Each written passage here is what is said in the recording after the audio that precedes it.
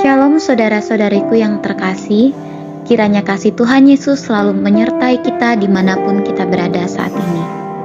Baiklah, sebelum kita merenungkan firman Tuhan, marilah kita berdoa terlebih dahulu. Tuhan Yesus yang baik, Tuhan yang bertata di dalam kerajaan surga, terima kasih untuk kebaikan dan berkat Tuhan yang masih terus berlaku di dalam kehidupan kami dimanapun kami berada saat ini. Tuhan, sebentar lagi kami akan melakukan renungan firman Tuhan.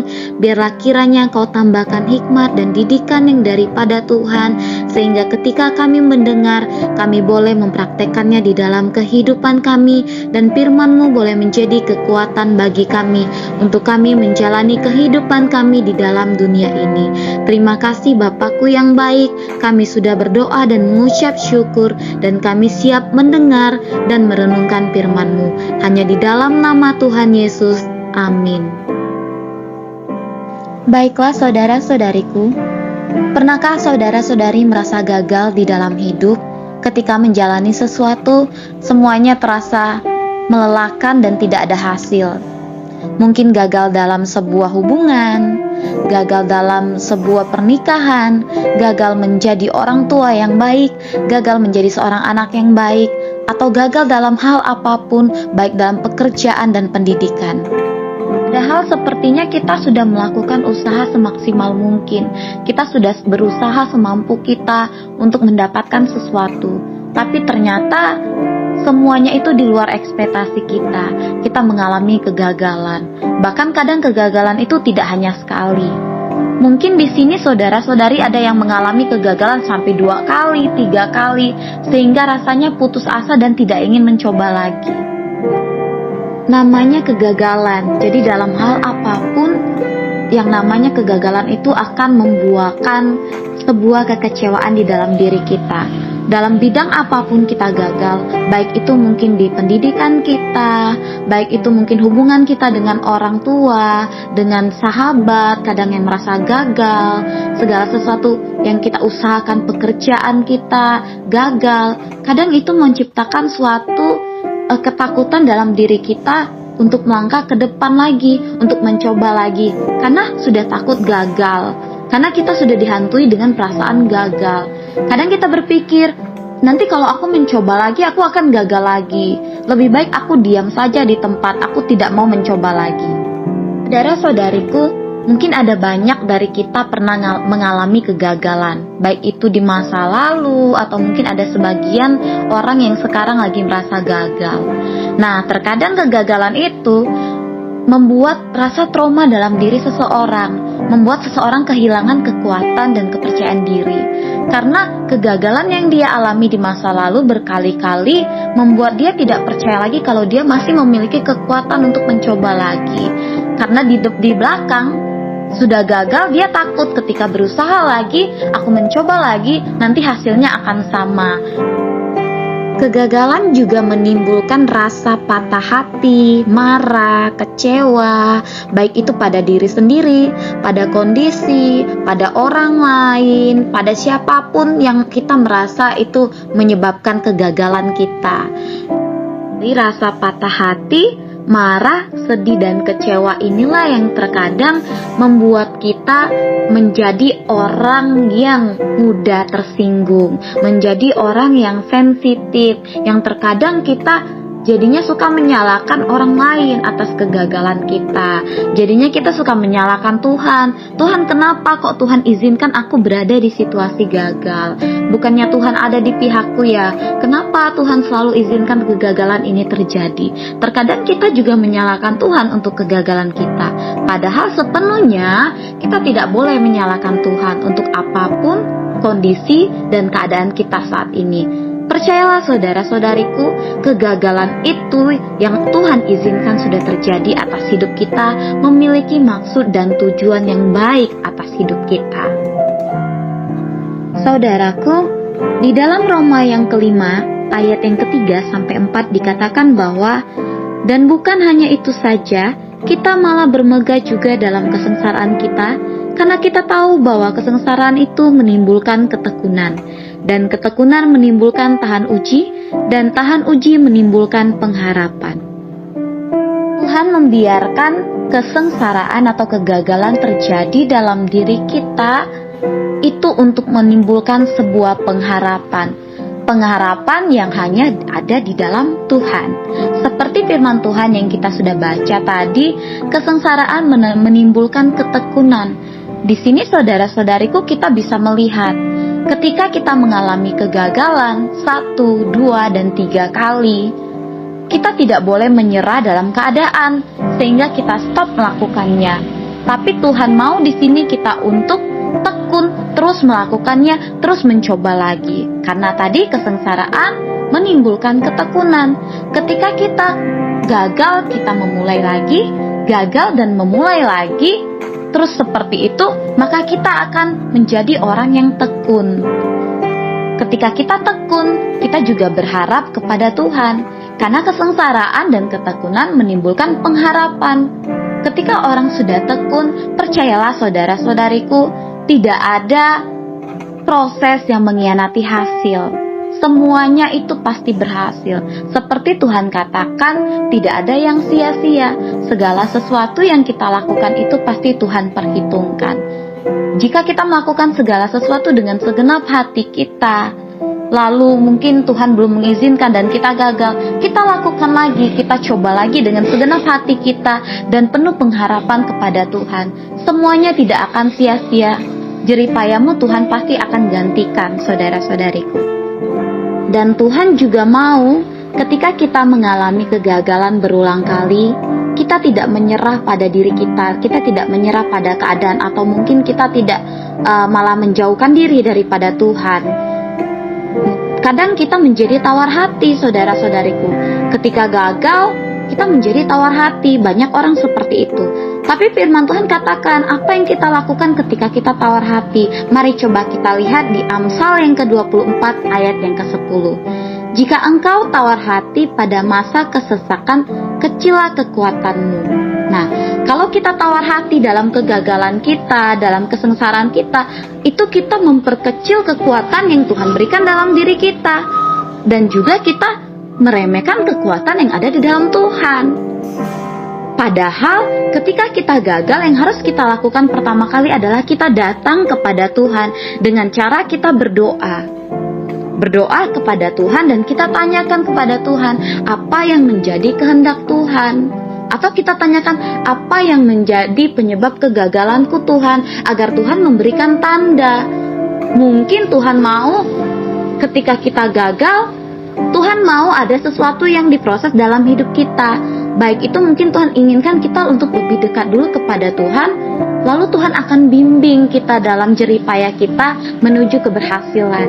Tapi terkadang kita lupa, kita selalu berusaha berdoa. Berusahanya lebih banyak daripada berdoa.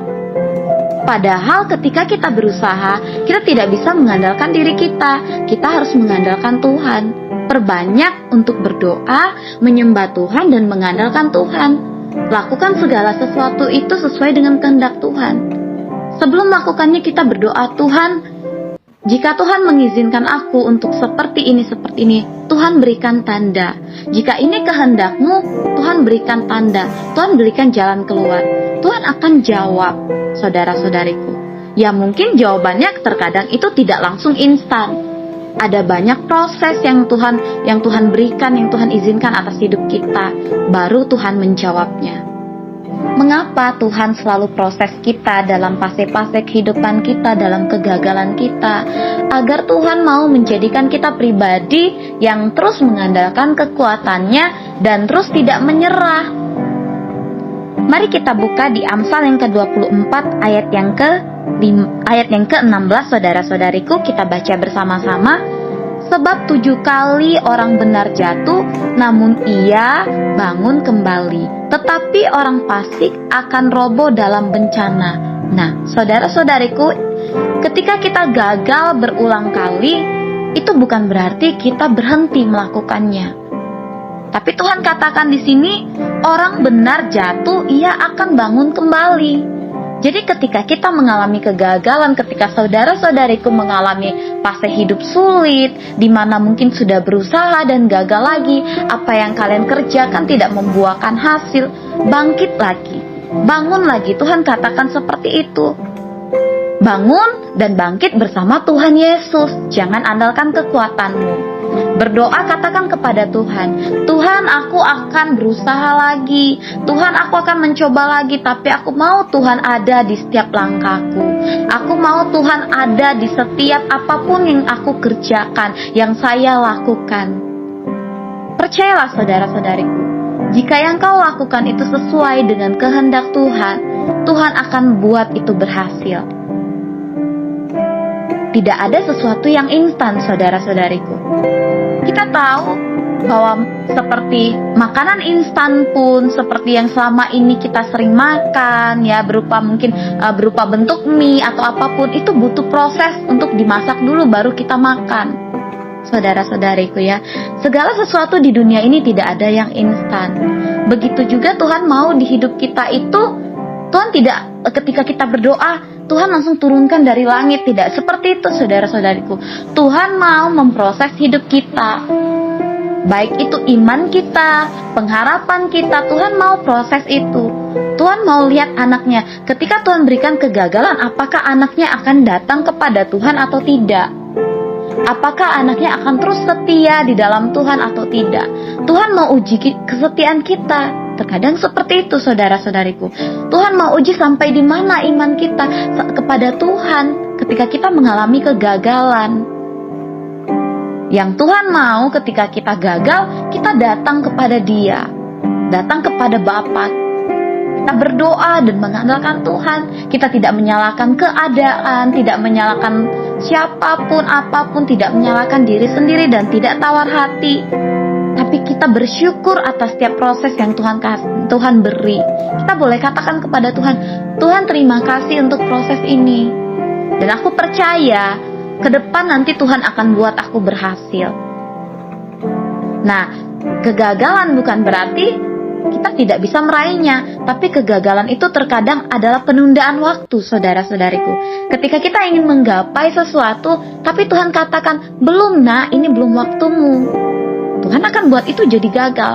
Tapi ketika Tuhan sudah melihat jeripayamu, kesetiaanmu, ketekunanmu dalam Tuhan, Tuhan akan beri, ini waktunya nak.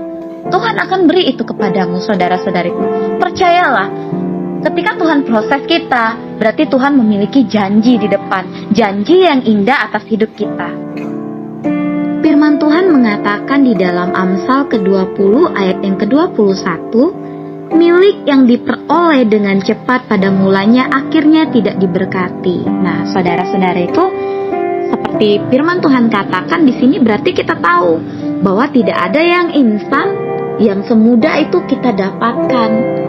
Tuhan mau kita itu bersusah payah berdoa, mengandalkan Dia untuk meraih sesuatu agar kita tahan uji, agar kita beroleh ketekunan dan berharap kepada Dia. Jadi segala sesuatu itu Tuhan mau proses dulu, baru Tuhan akan berikan.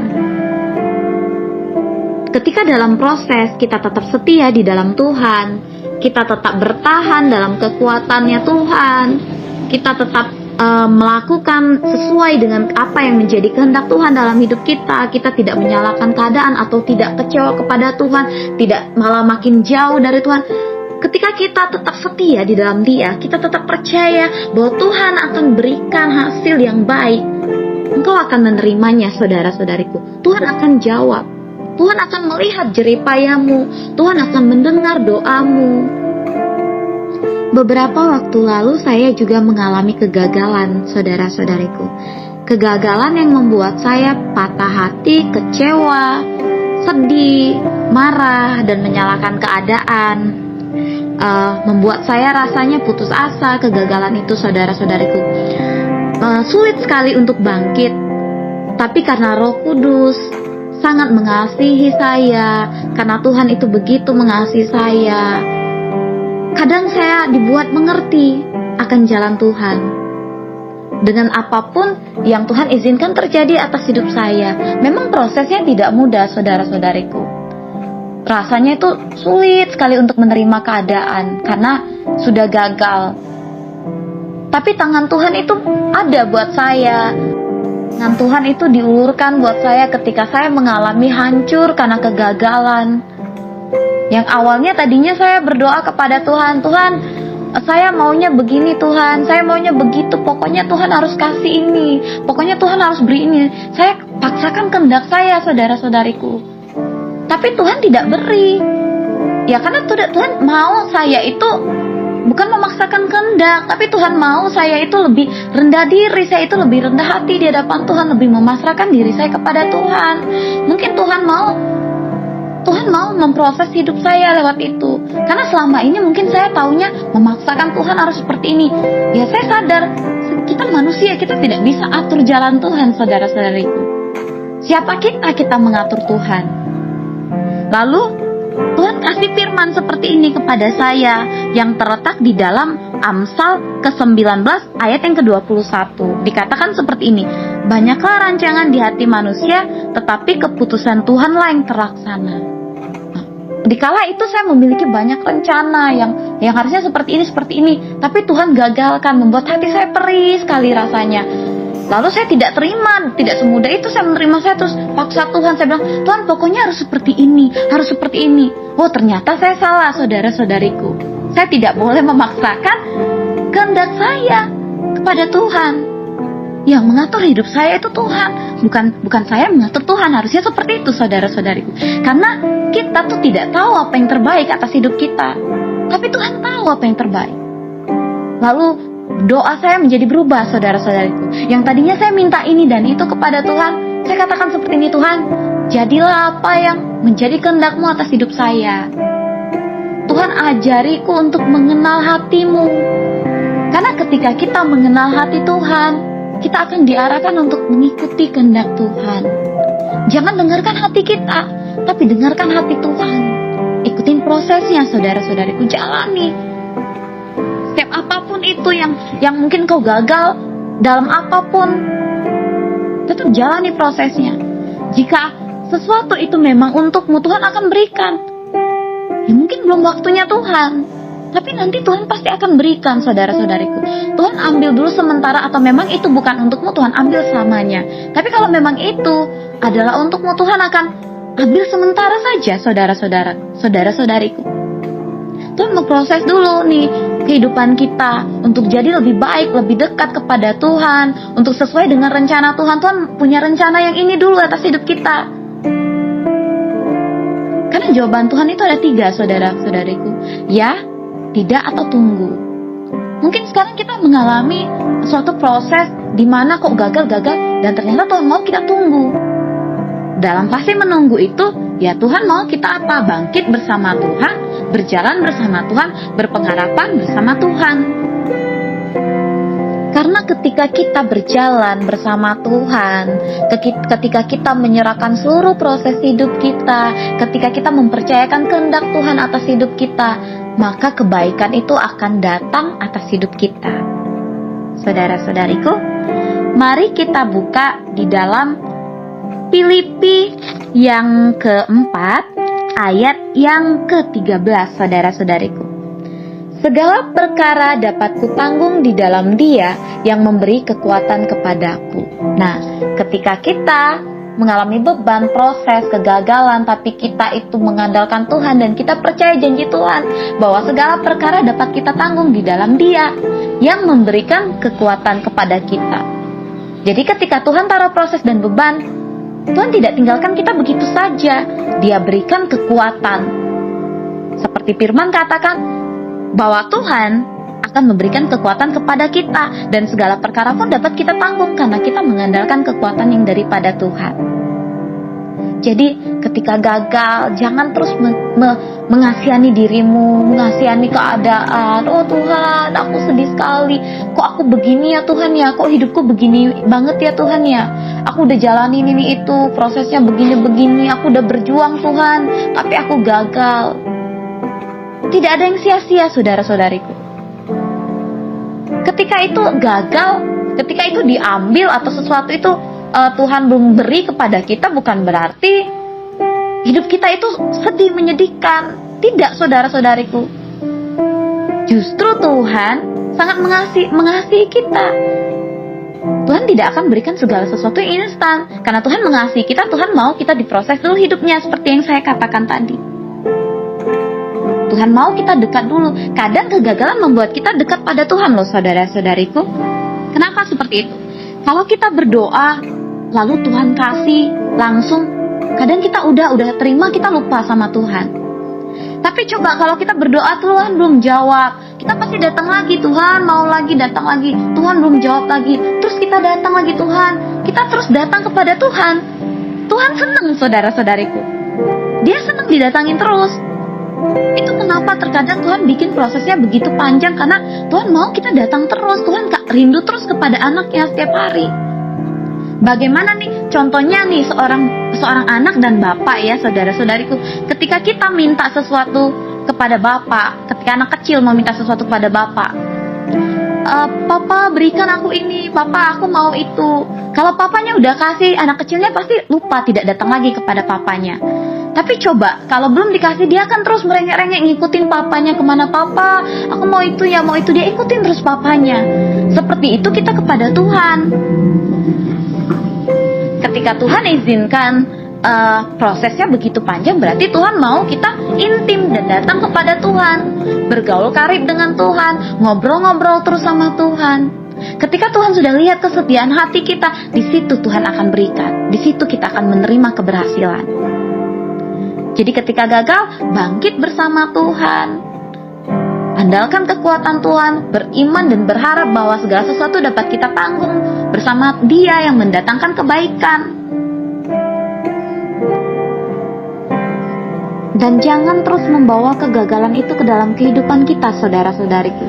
Kita seret-seret terus, kita bawa-bawa terus kegagalan itu, perasaan kecewa itu ke dalam hidup kita.